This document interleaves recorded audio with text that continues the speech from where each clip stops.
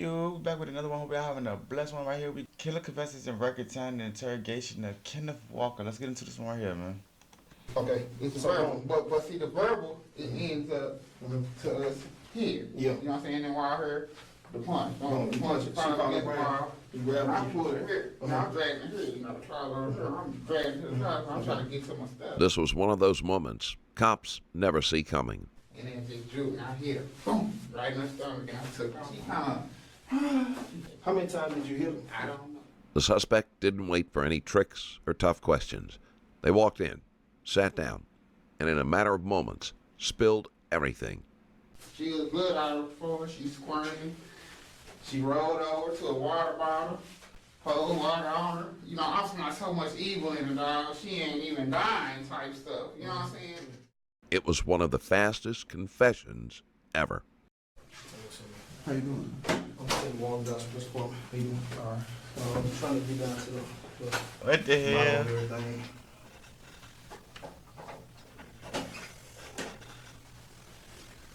You know, I'll be in here to talk to you a little bit. You know what I mean? I spoke with your mother. Your mother's name is Lenita. Yeah. What's her last name? Hilburn. Okay. I'll be back in here to talk to you a little bit. That way we get down to the bottom of everything. Can I get you anything to drink? I got me some water. Okay. All right. And we'll go from there. But before we get started, you got any questions for me? Not really.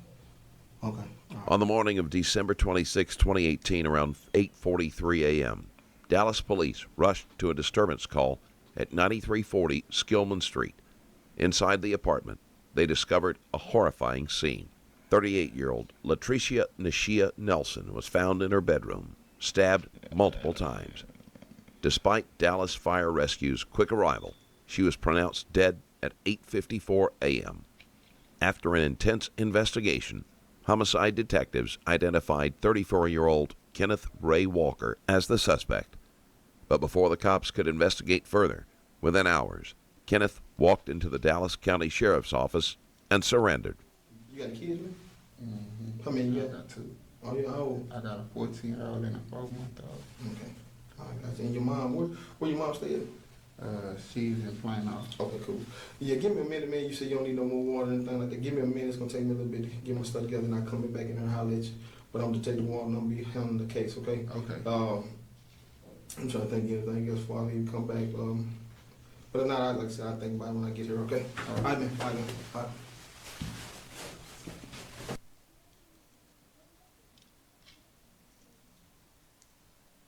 You know, appreciate you wanting to talk to me. I want to get down to the bottom of it. Let me go right into this so you understand your rights, okay? You can follow around. You have the right to remain silent, not making a statement at all. And any statement you make may be used as evidence against you at your trial. You with me? All right. Any statement you make may be used as evidence against you. You want to talk to me so we can get down to the bottom of everything. All right. I don't know you. Today is my first time ever hearing about you, okay? But I know that, you know, based on me talking to you, I've developed my own opinion about you. You know, you don't seem like you're a cold-blooded person, that you just got a bad heart. You got a big heart, you know what I mean? Yeah. And at the end of the day, I got to get down to the bottom of this. Can I call you Kenneth? Yes, sir. I got to get down to the bottom of this to find out what exactly happened out there, because I know things got bad out there. All right? Mm-hmm. So tell me, let's start from the top and tell me what happened, so that way we can go from there. Kenneth is almost too eager to describe the crime, which also highlights another emotion that can lead to quick confessions: pride. It could be a desire to boast about his actions or take control of the narrative, feeling empowered by recounting the details. I had just did 5 years, man. I had got out of penitentiary in like 2012. And I was living with my grandma, and my grandtie ended up dying on me in like 2013. That's when I first came down to the bridge and met her. But long story short, man, you know, she's a pretty aggressive girl. You know, I put it like that. You know, and you know, I got a 60-year-old mom, and you know, kind of slower family. You know, so how I'm stringing my family along, you know, she's not doing that. You know, so you know, I might get into arguments or whatever with Latricia, but you know, it came to a point to where I felt like she was punking my family. Yeah. You know, Mhm. and when you got when I got my mom here 60, I got a brother who has seizures, you know, and I got this aggressive girl, and at the end of the day, when we argued, and you know what I'm saying, and I can leave. Right. You see, I got somewhere to trying go. to handle your Yeah. Okay. So, and when I leave, and I leave, you know, so sometimes when I leave, you know, you know, things calm down and I come back, you know, and it be like that, you know, but it started to seem like, you know, she was kind of punking me and blackmailing me, you know. Yeah. You said blackmailing, what you Blackmail, like, you know, my dad's in prison, you know, and she'll come with me with it, well, you gonna be in there with your daddy. Yeah. You know, some old stuff like that. Hold something over your head. Yeah. You know, man, I'm not your mama. I can't take care of you like your mama. You know, just some kind of stuff out the blue, you know, and it's to the point to where I don't want to bring my mom around. You know, I don't want my family around you because you might beat up my mom and maybe do something to you, you know, you know, and it's kind of blackmail because, you know, I've been to prison and my fight kind of different. You know, I'm going to run from you because I don't want to go back to prison. Yeah. You know what I'm saying? Yeah. And that's kind of my little get there, you know, but you got some people that don't want to respect your mind, you know, and it turned into blackmail. You gonna be in prison, I ain't your mama. And brushing up against me, beating me up, and then it started to pump. And I told him, I said, man, one day you gonna get that fight out of me you looking for, man, because, you know, I don't want to get in trouble for that's why I don't really mess with you like that. Came time for that fight, man. Came time for the fight. So what happened? Understanding the motive behind a quick confession can be tricky, but it often involves a complex mix of emotional and psychological factors. The first and most appropriate emotion is remorse.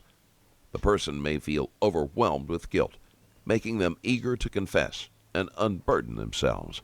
But was this the case here? We was just chilling, kicking it, you know. What time? When was this? What time? I went over there. I got over there. I can't remember the time because I know she had just wanted to see my son. They did their little Christmas thing. So it was yesterday? Yeah. You know, I know they had did their thing. So, you know, things was calming down, chilling, you know. Wherever I was out of bounds or whatever, violating or whatever I was doing, you know. But, you know, it was chilling, you know, Christmas, you know, she done seen my son. I ain't, we went through the list DPS and So you and her at the apartment? Yeah, with Clyde, you know. And Clyde, so who's Clyde? That's her friend. Okay, This Clyde. guy she knew, you know, Okay. she was just holding it down for him, you know, he had been out there homeless, So she kind of let him stay, just yeah, to get him a place. $40, you know what I'm saying, he was paying to stay there, you And the know. apartment that we're talking about is... When authorities already have enough evidence to convict a person, there's always a sense of inevitability. In this case, the confession is almost a formality. Kenneth may very well be feeling there's no point in holding back. You know, then the pumpkin started, or the argument. This happened yesterday. This is on Christmas. Yeah. So, you know, it might be something out the blue said, man, I'm whatever out the blue. And you know, when I get the right job, I might come back with some, well, I'm chilling, man, I ain't really trying to do all that, you know, because I know that's a fight for the story, you know, I'm trapped in the house.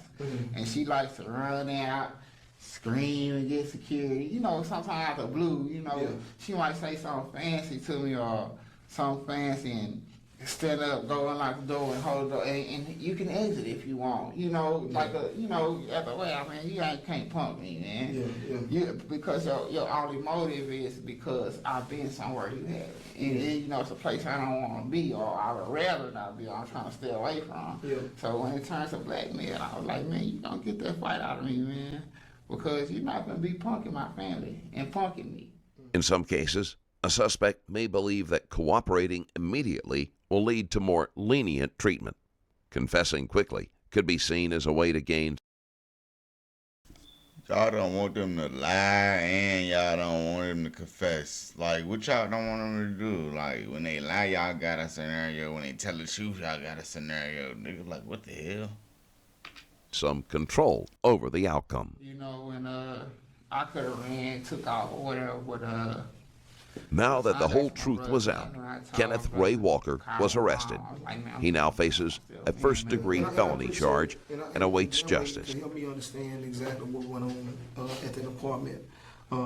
So y'all started arguing. Was it at nighttime? Yeah. So it's on Christmas, or it's about, you said about 1 o'clock in the morning. 1 o'clock in the morning. So today, Yeah. about 1 in the morning. So y'all in the back. So was Clyde up in there? Yeah, he was in the living room, but I called her in the room. You know, I kind of took the argument to the room because I'm like, She was trying to argue out there in the baby. You told her to go to the room. yeah, let's, you know, because I know what you're doing, and I'm Yeah. saying, man, you finna get that fight out of me, man, because I'm getting tired of running from you, you Yeah, know, yeah. and it's becoming to the point to where you punking me and blackmailing me, man. You know, and then that's only because you know I don't want to go to prison, man, and you holding it over my head, man. So what did she say while y'all up in the room? What exactly did she say?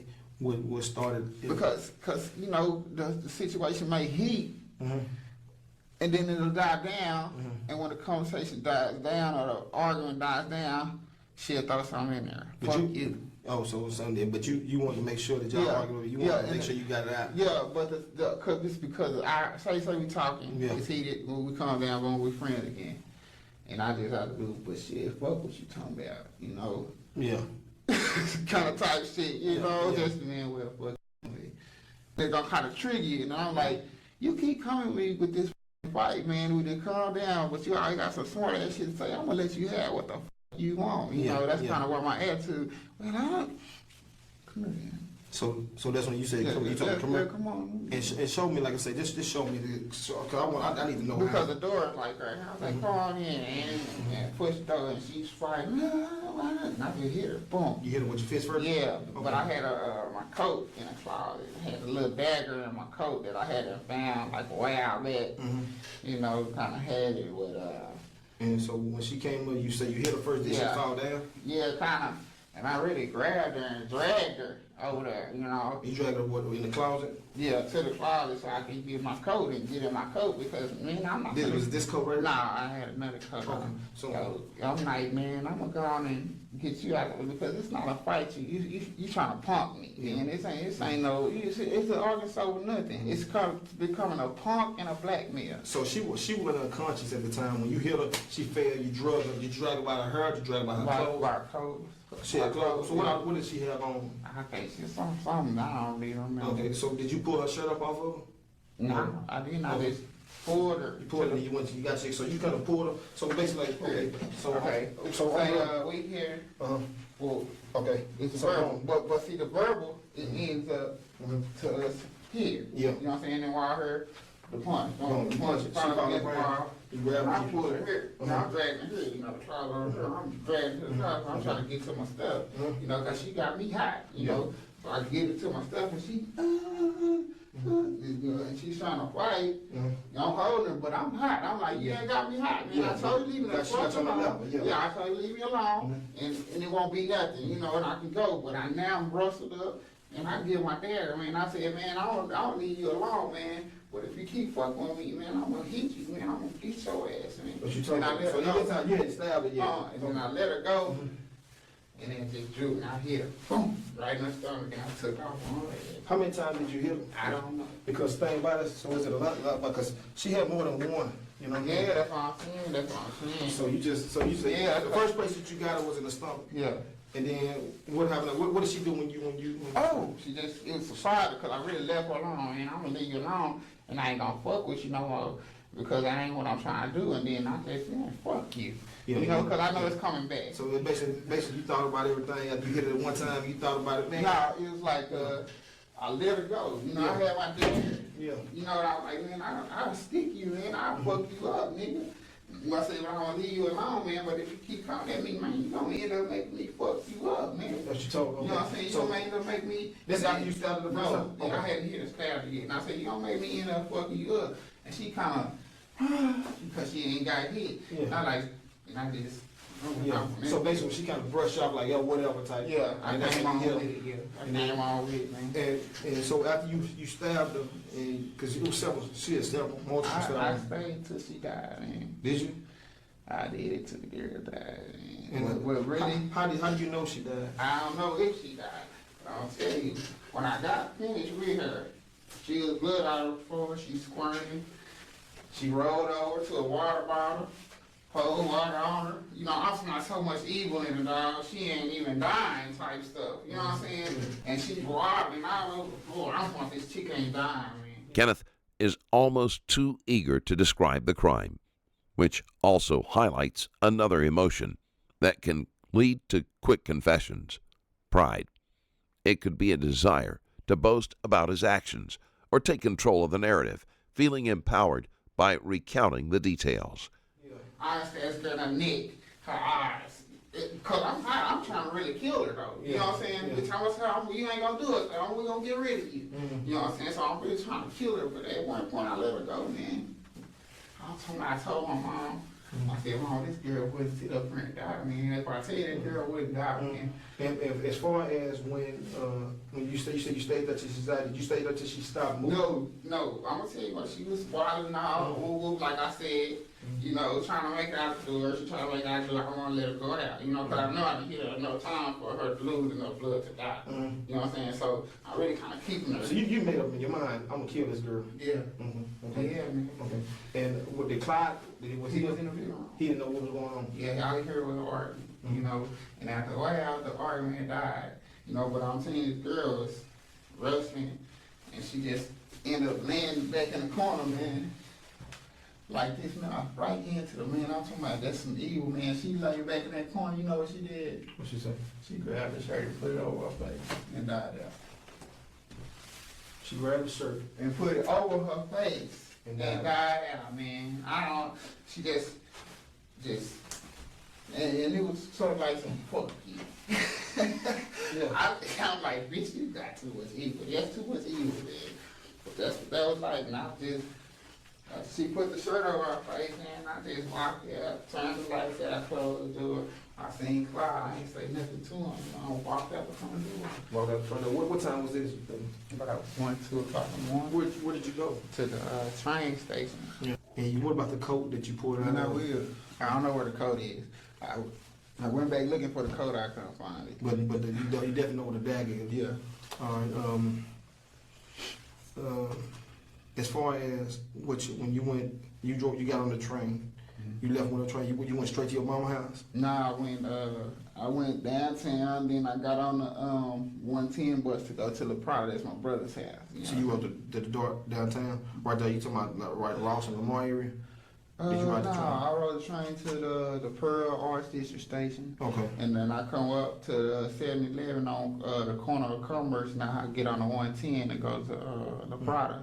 So I did that. I got to my brother's house. You know, I told him, they kind of ran up and they brought me in. I told them I want to turn myself in. So your mom did? Your mom can't pick you up from downtown? Yeah, nah, she came pick me up from my brother's house. From your brother's house? You know what I'm saying? And her and Craig Cook? Yeah. Okay. They dropped me off at the store across the street. You know what I'm saying? And I told them I was going to turn myself in. But your mom, you told your mom what happened? Was Craig in the car when you told her? I ended up really, I didn't get to tell, he wasn't in the car when I told her. We was on the phone when I told her what happened. Okay. So when she pulled up. What number did you call from? My mom? Yeah, how did you call her? From my brother's phone.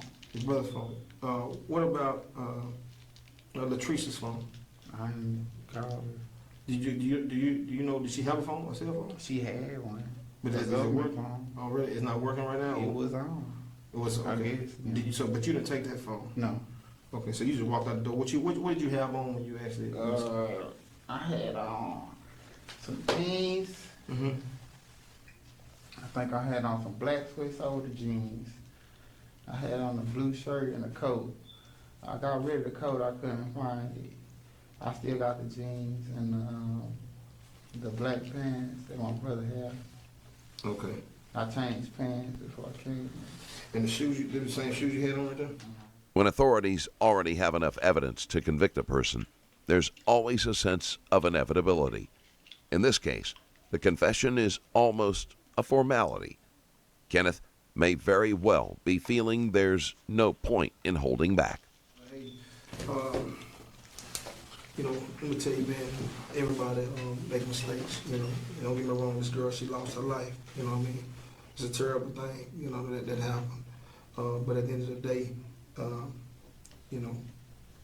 you did a good thing by coming forward, telling you manned up, And that's what you did. And I appreciate you talking to me. And we're gonna get down to the bottom because I'm gonna probably have some more questions for you. But I know one thing, this girl, her family gonna have some questions. I know she didn't deserve to die. All right? She didn't deserve to die. All right? Because now you think about it, you got a 6-month-old, right? You got how many kids you got with her? 2, well, 1. 1, 6-month-old. You know, at the end of the day, that's kind of one-sided. Yeah, but you know what I'm saying? That's what I'm saying. And I'm not, and this is what I want to make sure we understand each other. I'm not buying this out because my job is to get the information. I've heard this part. All right, now I heard your side. So now my job is investigating, put everything together. But give me 1 second, man, so we can go out there and try to get this data, and I'll be right back with you. Okay?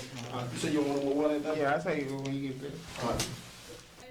Now that the whole truth was out, Kenneth Ray Walker was arrested. He now faces a first-degree felony charge and awaits justice. That'll do it for today. If you like this video, Alright, man, we go ahead and wrap this video up, man. Y'all go ahead and like, comment, and subscribe. Hope I have a blessed one. See y'all on the next video.